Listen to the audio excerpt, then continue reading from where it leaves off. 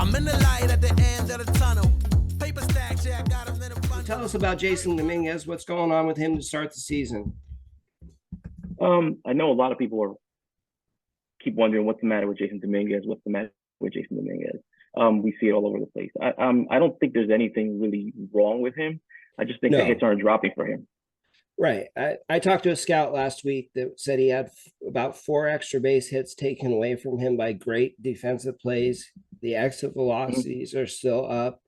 And the most important thing is he's still being productive at the plate and taking professional at bats, getting the walks.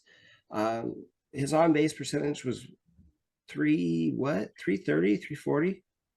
Yeah, I think last week was over 400. One of the things regarding the hits not dropping, I think we saw it last week. I think I saw 3 or 4 balls that were hit by him that were caught at the warning track. So I mean, he's there. Last week, 2 days ago, I think 2 games ago, we saw him with a multi-hit game. I mean, hopefully that's a start of something for him. But like you said, the at-bats are still productive for him. He's still walking a lot. And one of the things that did concern me early on was the strikeouts, right? He was striking a lot more than what we were used to seeing from him, but it seems to have tapered off. Like in the last 4 or 5 games, you see that it's starting to level off now, where he's got more walks than strikeouts over that time period. It's frustrating for us as fans because we saw what he did during spring training, right? You saw him in the championship game. You saw him just with the player that we all had heard about for years. Finally the Martian had arrived and things like that. So it's just a matter of, I think that balls are just not dropping for him. Pitchers are pitching him a lot more carefully. And like we talked about, he got walked. Yeah, he was walked intentionally in the game last week. I think it was in the 8th or the 9th inning, whatever it might have been. So, I mean, I think pitchers are giving him a lot more respect. He's being pitched a lot more carefully. And again, it's just hits aren't dropping for him. I posted this on my Instagram where I spoke about how early on last season, where the same kind of thing was going on with him. Right? I think during the first 12 games, he was only hitting, I think, 204. And then at the 30-game mark, it was up to like 260, I want to say, about 260. So for me, it's a matter of progression, right? He's going to figure it out. Things are going to start clicking for him. He's a very good hitter. He's got a great raw skill set, and we're all seeing it. Right, we are. And I think the important part for me to see was he was still being productive with the walks and the stolen bases and scoring runs, even when he was struggling. So that means he wasn't totally out of the ball game. He wasn't totally checked out. He was still he doesn't look lost. He doesn't look lost, right? I think the last time I had checked, he was leading the league in walks. I don't know if that's the case as of today, but as of 2 games ago, he was the leader in walks and in stolen bases. Yeah, and considering that he's hitting what, 115?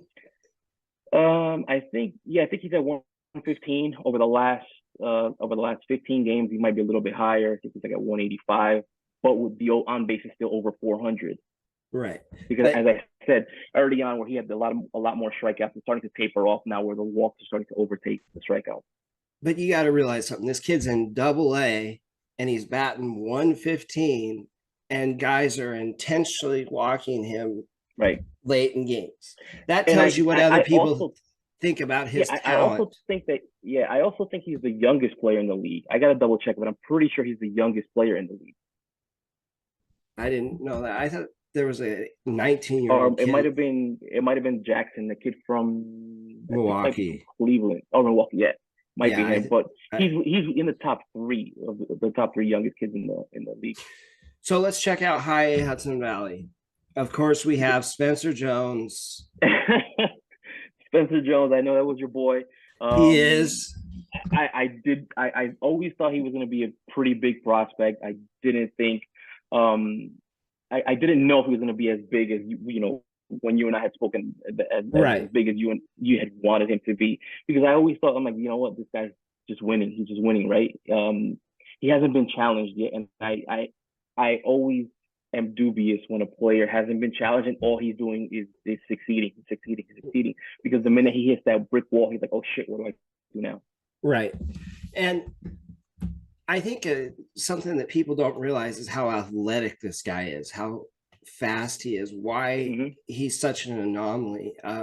Corbin Carroll recorded the fastest home to third time in the major leagues or minor leagues in the last 5 years at 10.75 seconds. Jones had 2 triples in the game. What was it, 2 nights ago? Yeah, I think it was 2 nights ago when he broke out of that big slump he was in. Yeah, he had 2 triples in that game. Both of those triples were recorded at sub 11 seconds. So this is a guy that's 6'7", 245, 250, and he's recording some of the fastest sprint times of anybody in baseball.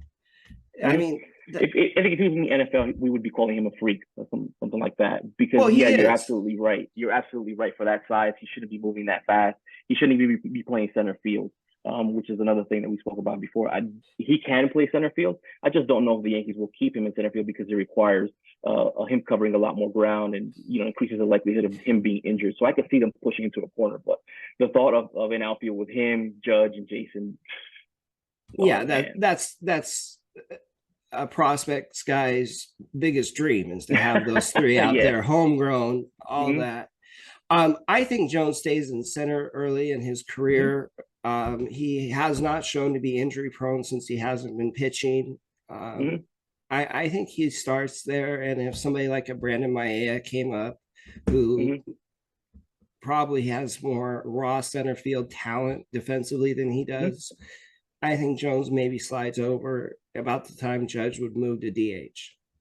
I mean, I could definitely see that. And I love Maia about it. Bring a friend, dive right in, let's go.